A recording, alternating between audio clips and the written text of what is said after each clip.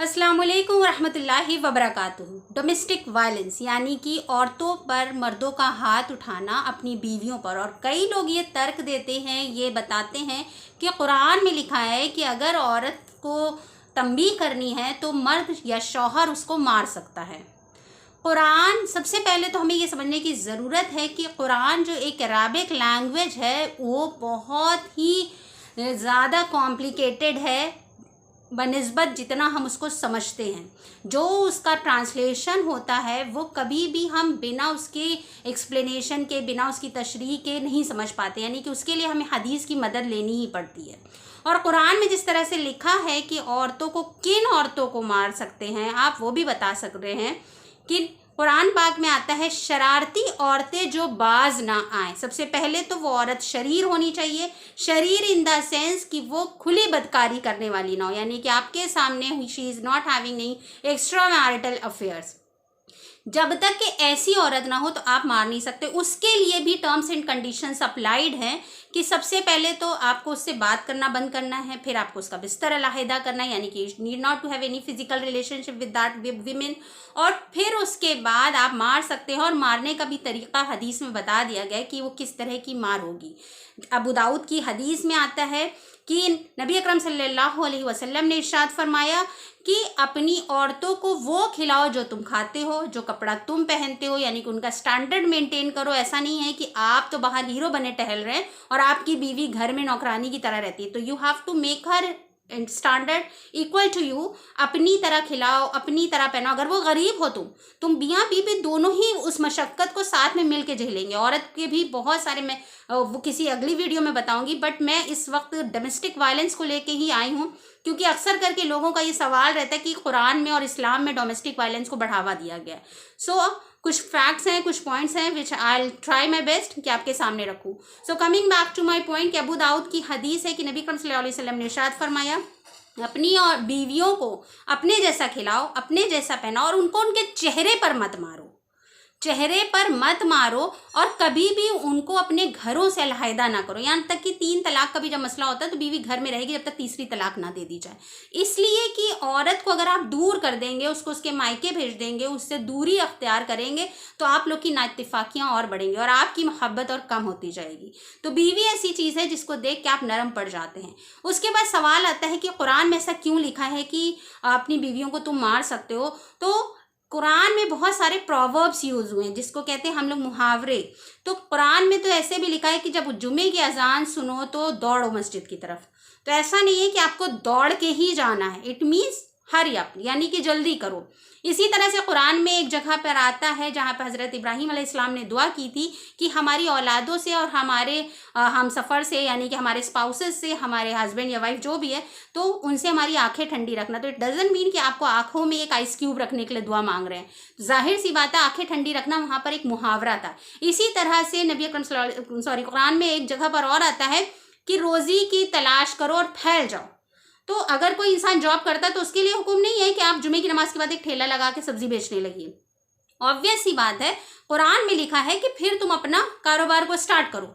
सो कुरान में अगर लिखा है तंबीह करो, यानी कि सख्ती करो, तो उन शरीर औरतों के लिए जिनके सुधरने की कोई उम्मीद नहीं है। और कुरान को अगर हमें समझना है तो हमें नबी अकरम सल्लल्लाहु अलैहि वसल्लम की ज़िंदगी को देखना पड़ेगा, क्योंकि कुरान में जो कुछ भी अल्लाह सुब्हानहू ताला ने जो कुछ भी अहकाम नाजिल किए थे उसको नबी अकरम सल्लल्लाहु अलैहि वसल्लम ने फॉलो करके दिखा दिया। और नबी अकरम सल्लल्लाहु अलैहि वसल्लम ने 9 बीवियों में किस तरह से रखा है उन 9 बीवियों को, इसका एग्जाम्पल हम सब के सामने है कि आज तक नबी अकरम सल्लल्लाहु अलैहि वसल्लम ने अपनी किसी बीवी को हाथ नहीं उठाया, किसी बीवी के ऊपर हाथ नहीं उठाया। तो क्या आपको लगता है कि 9 की 9 बीवी किसी में कुछ कमी नहीं थी? Everybody was like perfect. नखरे भी होते थे, गुस्सा गर्मी भी होती थी। तो नबी अकरम सल्लल्लाहु अलैहि वसल्लम मस्जिद में जाके सो जाते थे, यानी कि नबी अकरम सल्लल्लाहु अलैहि वसल्लम ने कभी उनको उनके घर से नहीं गए। If you are angry with your wife, अगर आपको अपनी बीवी पर गुस्सा आ रहा है तो आप अपना बेडरूम चेंज करेंगे, आप जाकर सोफे पे सोएंगे, लेकिन बीवी को आप नहीं हटा सकते। आप अपने बीवी को नहीं, लोग कहते हैं चलो जाओ अपने मायके, मुझे नहीं रखना है, तो आपको ये अल्लाह सुब्हानहू तआला ने रोक दिया। कुरान में एक आयत नाजिल फरमा दी कि आप उनको घर से नहीं निकाल सकते, आपको अपनी बीवियों को अपने साथ रखना है, क्योंकि अल्लाह सुब्हानहू तआला ने इस मखलूक को आपके लिए बनाया है। और नबी अकरम सल्लल्लाहु अलैहि वसल्लम ने शायद भी फरमा दिया कि वो टेढ़ी पसली से बनी है। अगर उसमें तुम्हें कुछ कजी दिखती है, कुरान पाक में भी आया है कि कुछ ना कुछ तो कमी होगी। और अगर तुम सोचोगे उसको सीधा करने की तो वो टूट जाएगी। सबसे पहले तो हमें अपने दिमाग में ये क्लियर कर लेना है कि इस्लाम कभी भी डोमेस्टिक वायलेंस को कभी भी बढ़ावा नहीं देता है। अब कुरान क्या कहता है, सबसे पहले तो किसी डोमेस्टिक वायलेंस की डेफिनेशन क्या है। सबको लगता है ना कि सिर्फ हाथ उठाने को ही डोमेस्टिक वायलेंस कहते हैं, सिर्फ थप्पड़ मारा या लात जूते चलाए तो ही हमने बीवी को मारा। डोमेस्टिक वायलेंस में आता है कि आप अपनी बीवी को किसी तरह का इमोशनल टॉर्चर नहीं कर सकते हैं, आप उसको कोई भी दिमागी टेंशन नहीं दे सकते हैं। आप कुछ नहीं करते हैं तो आप तानाकशी करते रहते हैं, आप कुछ नहीं तो गुस्से में रहते हैं, आप कुछ नहीं तो उससे मोहब्बत से बात नहीं करते, आप उसको हर वक्त जलील करते रहते हैं। If you are demeaning her in a nasty manner, अगर आप उसको हर वक्त जलील कर रहे हैं, लोगों के सामने उसको हकीर समझ रहे हैं, उसकी इज्जत नहीं कर रहे हैं, उसको नौकरानी समझ रहे हैं, या उससे बात करने का आपका लहजा नहीं ठीक है, आप हर वक्त हुकूमत कर रहे हैं, काम नहीं किया, माँ बाप की इज्जत नहीं की, माँ बाप की खिदमत नहीं की, टाइम पे खाना नहीं बनाया, 5 मिनट लेट के साथ खाने में नमक कैसे तेज हो गया, अगर वो आपसे डरती है तो बी वेयर ऑफ इट। क्योंकि नबी अकरम सल्लल्लाहु अलैहि वसल्लम ने इरशाद फरमाया है कि क़यामत के रोज़ हर शौहर A to Z जितने भी मर्द हैं वो इस बात को सुन ले कि उनको सबसे पहले जो सवाल दिया जाएगा कि तुम कैसे थे अपनी बीवी के लिए, और इसके लिए वो बीवी की ही गवाही ली जाएगी। यानी कि आप अगर मुनाफिकों की ज़िंदगी जी रहे हैं कि आप मस्जिद में जाते हैं, you are having a beard, आपकी अच्छी खासी दाढ़ी है, आप 5 वक्त की नमाज़ पढ़ते हैं, लोग आपको बहुत अखलाकमंद समझते हैं, आपको बहुत अच्छा समझते हैं, लेकिन बंद दरवाजे के पीछे आपकी बीवी आपसे खुश नहीं है, आपकी बीवी को आपसे शिकायतें और आपकी दिल से इज्जत नहीं करती, सिर्फ इसलिए निभा रही है रिश्ता कि लोग क्या कहेंगे, मेरा घर टूट जाएगा, मेरे बच्चे रवा दवा हो जाएंगे। तो you have to be you have to be alert कि आपके खिलाफ यही बंदी गवाही देने वाली है। और अगर इसने गवाही दे दी कि अल्लाह मेरा दिल दुखता था, मैं जानमाज पे इस बंदे की वजह से रोई हूँ, तो अल्लाह सुब्हानहू तआला आपका क्या हाल करेंगे। तो इस क्वेश्चन से तो कोई मर्द कोई शौहर बच ही नहीं सकता है कि तुमने अपनी बीवियों के साथ कैसा अखलाक रखा। तो में से बेहतरीन शख्स वो है जो अपनी बीवियों के साथ अच्छे, और हर शौहर के लिए उसकी बीवी गवाही देने आएगी। तो सबसे पहले तो हमें ये सोचने की ज़रूरत है कि बीवी का रुतबा अल्लाह सुब्हानहू तआला ने कितना दिया। किसी से नहीं कहा गया कि तुम्हारी माँ आके तुम्हारी गवाही देगी। सोचिए माँ बाप का कितना मर्तबा रखा गया है कि अल्लाह सुब्हानहू तआला ने कुरान में सूरह बनी इसराइल में भी कह दिया, माँ बाप से उफ़ तक न कहो, उफ़ तक न कहो। उन माँ बाप की भी गवाही नहीं ली जाएगी कि आप उनके लिए अच्छे थे कि बुरे थे। आपके खिलाफ आपके फेवर में गवाही कौन देगा? आपकी बीवी। दूसरी चीज़ ये है कि डोमेस्टिक वायलेंस में आप अपनी बीवी के साथ अगर जुल्म कर रहे हैं तो बाकी लोगों को क्या करना चाहिए, मगर अगर हम देख रहे हैं डोमेस्टिक वायलेंस तो हमारा क्या फ़र्ज़ बनता है। तो सबसे पहले तो जो यहाँ पर विक्टिम है, जो बीवी है, उसको कदम उठाने की ज़रूरत है, क्योंकि नबी अकरम सल्लल्लाहु अलैहि वसल्लम ने इरशाद फरमाया है कि किसी भी तरह का जुल्म सहना भी गुनाह है। आपसे पूछ होगी कि आप शौहर की मार क्यों खाती थी, आप अपने एक शराबी पति की मार क्यों खाई। नेक शौहर है, आप बदतमीजी कर रहे हैं, उसका हिसाब किताब होगा। क्योंकि सबसे पहले बेसिक मसला ये होता है कि अगर दीन की कमी होती है, चाहे वो शौहर में हो चाहे बीवी में या दोनों में हो, गलती दोनों तरह की, मगर ज़्यादातर के देखा गया डोमेस्टिक वायलेंस की शिकार औरतें होती हैं, मर्द ही ज़्यादा मारते हैं। इसलिए नसीहत भी नबी अकरम सल्लल्लाहु अलैहि वसल्लम ने मर्दों को की है। मैं ये नहीं कह रही हूँ औरतें गलत नहीं करती, औरतें ज़ुबान दराज होती तो टेढ़ी है ना, बताया तो कि उनमें कुछ ना कुछ तो कमी होगी। You want perfect, it can never be like that. आप सोचें कि बीवी बिल्कुल परफेक्ट, और अगर आपको मिल गई तो नबी अकरम सल्लल्लाहु अलैहि वसल्लम ने यह भी इरशाद फरमाया कि सबसे बेहतरीन नेमत दुनिया में है अच्छी बीवी का मिलना। तो अगर आपको अच्छी बीवी मिल गई है तो आपको शुक्रगुजारी अल्लाह सुब्हानहू तआला की करनी ही करनी है। और अगर उसमें एक दो कमी है तो कमियां किस में नहीं होती। इट्स नॉट लाइक दैट कि आपको हमेशा आप ही परफेक्ट हैं, आपके अंदर भी कुछ कमियां, आपकी बीवी भी कॉम्प्रोमाइज़ कर रही है ना। तो उसी तरह से अगर बीवी में कुछ कमियां, हो सकता है वो गुस्सा ज़्यादा करती है, हो सकता है वो नाक मुँह ज़्यादा फुलाती, मुँह ज़्यादा बनाती, डिमांडिंग ज़्यादा है, नखरे वाली है, तो आपको हैंडल करना है। क्योंकि अगर ये रिश्ता खराब हो रहा है तो आपसे सवाल होगा, आपकी बीवी से सवाल नहीं होगा, because you are the captain of the ship. आपको अल्लाह सुब्हानहू तआला, आप क्रिकेट टीम में देखते हैं, अगर कोई कैप्टन होता है, I am talking about Mahendra Singh Dhoni है या कुछ है, तो अगर टीम हारती है तो कैप्टन को ब्लेम किया जाता है। उस वक्त कैप्टन ये नहीं कह सकता नहीं मैं रिस्पॉन्सिबल नहीं हूँ, प्लेयर्स की गलती थी। नहीं, यू वर द कैप्टन, आपको कमांड दी गई थी, आप लीडर थे, आपको ही सब कुछ चलाना था। क्योंकि जब आपको इनाम मिल रहा है तो भी आपको ही मिल रहा है, तब आप नहीं कह रहे it was my team work, आप भले जुबान से कह रहे हैं बट क्रेडिट आप ले रहे हैं, यू वर द कैप्टन, आपको ही ट्रॉफी मिलती है।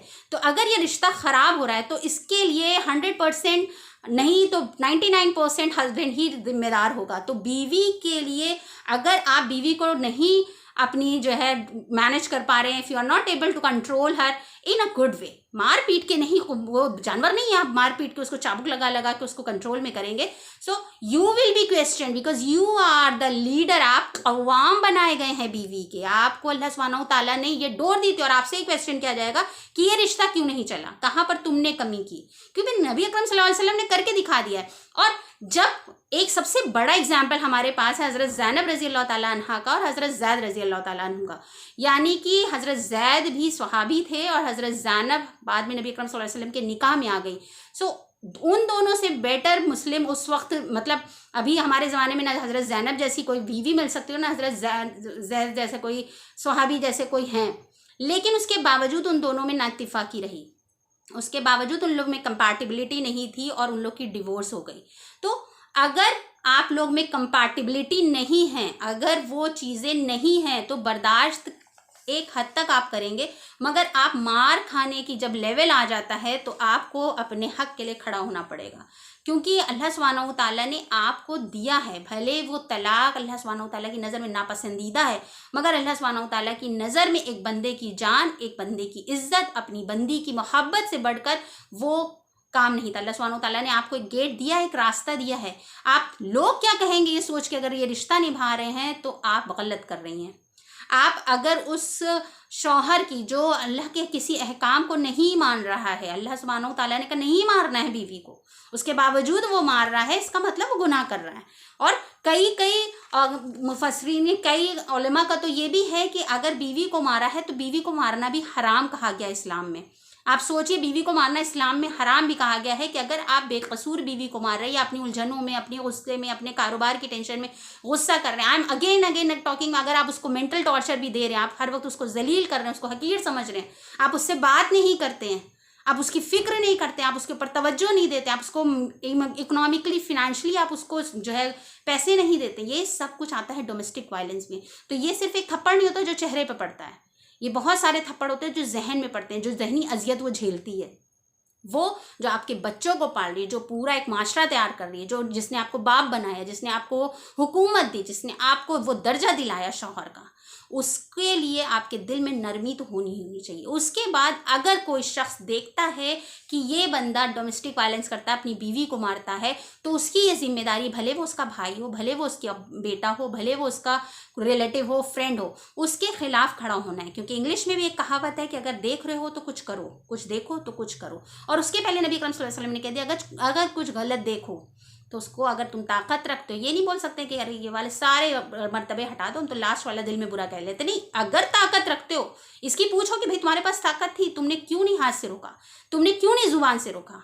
लास्ट दर्जा है कि आप उसको दिल में कहें, क्योंकि इसका भी नबी अकरम सल्लल्लाहु अलैहि वसल्लम ने एक एग्जाम्पल दे दिया। हज़रत फातिमा बिनते कैस, बुखारी शरीफ की हदीस है कि हज़रत फातिमा बिनते कैस एक बार नबी अकरम सल्लल्लाहु अलैहि वसल्लम के पास आई और उन्होंने कहा कि मेरे लिए कि ये शादी का प्रपोजल आया है एक शख्स के लिए।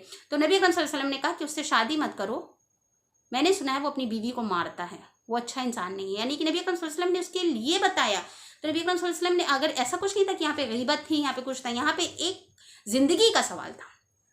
और हमें भी अगर पता है कि वो शख्स मारपीट करने वाला है तो हमें उसके अगेंस्ट बोलना पड़ेगा। हम ये सोच के नहीं चुप हो सकते कि मेरी रिश्तेदारी है, मेरा भाई है, मेरे भाई का घर तबाह हो जाएगा। गलत को गलत कहना है और यही हमारे ईमान की आजमाइश होती है। गलत को गलत कहना है कि जैसे नूह अलैहिस्सलाम ने अपने बेटे को, गलत था तो गलत था, लूत अलैहिस्सलाम की बीवी गलत थी तो गलत थी, हज़रत इब्राहीम अलैहिस्सलाम के बाप गलत थे तो गलत थे। यहाँ पर हमें किसी का फेवर इसलिए नहीं करना है कि वो हमारा रिश्तेदार है, क्योंकि अल्लाह सुब्हानहू तआला हमसे पूछगछ करेंगे। क्योंकि नबी अकरम सल्लल्लाहु अलैहि वसल्लम ने अपने आखिरी खुतबे में, सोचिए कि जब नबी अकरम सल्लल्लाहु अलैहि वसल्लम कुछ दिनों के मेहमान थे दुनिया में और नबी अकरम सल्लल्लाहु अलैहि वसल्लम का आखिरी खुतबा था, और कितनी मुकद्दस जगह थी कि अरफात का मैदान था, सबसे अच्छा मोमेंट था कि जिस दिन अल्लाह सुब्हानहू तआला सबसे ज़्यादा जहन्नमियों को आज़ाद करते हैं, सबसे ज़्यादा दुआएं कबूल होती हैं। हज का मौका था और नबी अकरम सल्लल्लाहु अलैहि वसल्लम के पास मजमा था बड़ा, और नबी अकरम सल्लल्लाहु अलैहि वसल्लम को चंद बातें कहनी थी। यानी कि अल्लाह सुब्हानहू तआला ने जो मेन बातें थी वो उस खुतबे में नबी अकरम सल्लल्लाहु अलैहि वसल्लम ने कही थी। उसमें 5 पैराग्राफ में एक पूरा पैराग्राफ पूरी एक स्पीच औरतों के लिए थी। अल्लाह के नबी सल्लल्लाहु अलैहि वसल्लम ने कहा था कि अपनी औरतों के बारे में अल्लाह से डरो, अल्लाह से डरो अपनी औरतों के बारे में, नबी अकरम सल्लल्लाहु अलैहि वसल्लम ने कह दिया था। तो अगर आप अपनी औरतों के बारे में अल्लाह से नहीं डर रहे, then you have to be very alert कि आप बहुत बड़ा गुनाह कर रहे हैं। आपको लगता है कि हम बहुत सही कर रहे हैं, हम तो बहुत दीनदार हैं, मेरी बीवी में कमी है, गलती है, सब कुछ है। आप कैसे कैप्टन हैं जो आप मैनेज नहीं कर पा रहे? आप मोहब्बत से मैनेज करके देखिए।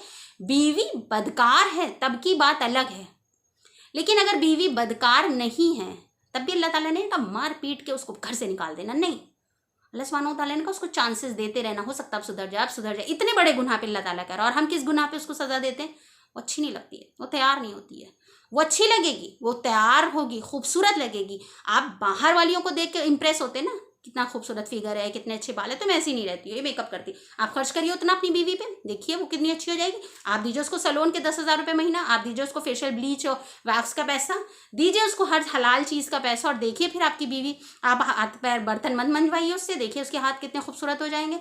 अगर आपको उस तरह की बीवी चाहिए तो पैसा खर्च करिए, और अगर पैसा नहीं खर्च कर सकते तो इसमें आप कॉम्प्रोमाइज़ कीजिए। You have to be very clear in your head. आप सोचें कि दोनों तरह से मैं चल लूँ, बीवी को नौकरानी भी बना लूँ, बीवी से को एक कहते नहीं है बिल्कुल एशियन वाइफ भी बना के रखूँ, सब कुछ वो करे भी, और फिर वो वेस्टर्नाइजेशन की तरह, वेस्टर्न गर्ल्स की तरह, क्योंकि आपको पता है ये जो वेस्टर्न कल्चर से आप मुतासिर होकर अपनी बीवी को नहीं प्यार कर रहे हैं, तो उनका कोई काम नहीं होता है, उनका सिर्फ एक काम होता है तैयार होना, लोगों को लुभाना, अट्रैक्ट करना और वीडियोज़ बनाना और आपके सामने आधे कपड़ों में आना। तो आपकी बीवी ये करेगी, आप उसको वक्त दीजिए, सब काम छुड़वा दीजिए। बच्चे नहीं देखना है, पॉटी नहीं धोना है, कपड़े नहीं सरियाने हैं, घर नहीं साफ़ करना है, कबर्ड नहीं साफ़ करनी है, कुछ नहीं करना है, खाना नहीं बना के देना, आपको मोहब्बत नहीं देनी है। आप सोचिए कि आपकी बीवी, आप एक काम के लिए, अगर आप कपड़े धोने वाले के लिए, लॉन्ड्री के लिए आप कितना खर्च करते हैं।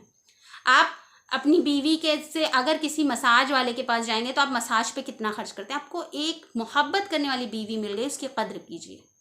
कई लोग कहते हैं कि बीवी रात में अगर शौहर से गुस्सा होकर नाराज़ होकर सो गई तो फरिश्ते लानत करते हैं। बिल्कुल ये हदीस है, मगर शौहर दिन रात गुस्सा कर रहा है, दिन रात बदतमीज़ी कर रहा है, और रात में वो चाहता है कि बीवी उसके आते ही मुस्कुरा कर उसको बिस्तर पे खुश कर दे, तो आप ये बताइए कि अल्लाह सुब्हानहू तआला सिर्फ मर्दों का है, औरत का नहीं है।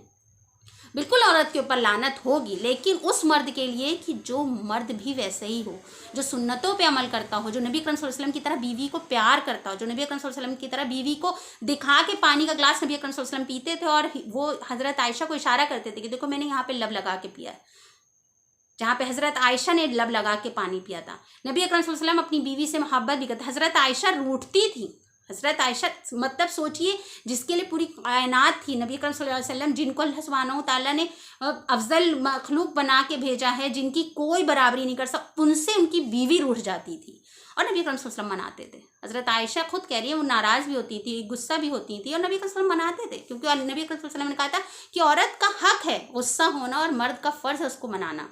तो ये सारी सुन्नतें कहाँ गई, ये सारे अहकाम कहाँ गए, हमें कुछ नहीं याद रहता है। हमें सिर्फ ये याद रहता है कि अल्लाह ने कह दिया है कि बीवी को मार सकते हैं, तो अब हम बीवी को पीट के सुधारेंगे। अल्लाह के नबी ने जो नमूना दिया, अल्लाह के नबी ने दिखा दिया कि बीवियों को कैसे रखा जाता है, बीवी को सिर्फ और सिर्फ मोहब्बत से रखा जाता है। और बीवियों को भी चाहिए अपनी ज़ुबान को काबू में रखें। बीवियों को भी चाहिए कि अल्लाह सुब्हानहू तआला ने जो शौहर के हुकूक बताए, ऐसे ही नहीं बताए, अल्लाह ताला ने यहाँ तक के कहा है कि अगर सजदा में बताता तो शौहर का बताता। अल्लाह के नबी ने कहा, ये नहीं कहा कि अगर मैं सजदा बताता तो रसूलुल्लाह सल्लल्लाहु अलैहि वसल्लम का बताता, नहीं, औरत के लिए सबसे ज़्यादा हक उसके शौहर का है। मगर अगर शौहर जालिम है, अगर शौहर अल्लाह के हुकूक नहीं मान रहा, अल्लाह सुब्हानहू तआला के खिलाफ जा रहा है, अगर शौहर आपके साथ जुल्म कर रहा है, तो आप सिर्फ इस बेसिस पे जुल्म नहीं सहेंगी कि मेरा क्या होगा, यानी कि आपने अल्लाह को छोड़ के उसको रज़्ज़ाक़ समझ लिया, उसको घर देने वाला समझ लिया, उसको रोज़ी रोटी देने वाला समझ लिया, उसको घर बनाने, आपको लगता है ऐसा घर बनेगा? आपके बच्चों पर क्या असर पड़ रहा है ये डोमेस्टिक वायलेंस देख के? आपके बच्चे आगे चल के अपनी बीवियों को ऐसे ही पीटेंगे, क्योंकि उनको पता है कि यही एक तरीका होता है औरत को काबू में करने का, उनको यही पता। और वो या तो नहीं पीटेंगे तो वो अलग तरह की पर्सनालिटी में डेवलप होंगे, और हम औरतों को जिम्मेदारी दी गई है बच्चों की तरबियत करने की। तो अगर आप इन जुल्मों को सह रही हैं सिर्फ ये सोच के कि मेरा अल्लाह राज़ी हो जाएगा, मेरा अल्लाह खुश हो जाएगा, तो आप बहुत बड़ा गुनाह कर रही हैं। You have to be very alert. और मर्दों को भी चाहिए कि अगर उनसे ये गुनाह हुआ है तो अब से सुधरने की कोशिश करें, अल्लाह सुब्हानहू तआला से दुआ करें कि अल्लाह सुब्हानहू तआला हमारे दिलों की नाइत्तिफाकियों को दूर कर दे, अल्लाह सुब्हानहू तआला मोहब्बत बढ़ा दे। लेकिन प्लीज़ डोमेस्टिक वायलेंस को आप कहीं से भी ये नहीं कह सकते हैं कि इस्लाम में जायज़ है। अल्लाह सुब्हानहू तआला ने इसकी इजाज़त दी है। Stop blaming Islam for your wrong deeds. अपने गलत कामों के लिए इस्लाम को ब्लेम करना बंद कर दीजिए। वाखिर दावाना अनिल हम्दुलिल्लाहि रब्बिल आलमीन। अस्सलाम वालेकुम रहमतुल्लाहि व बरकातुहू।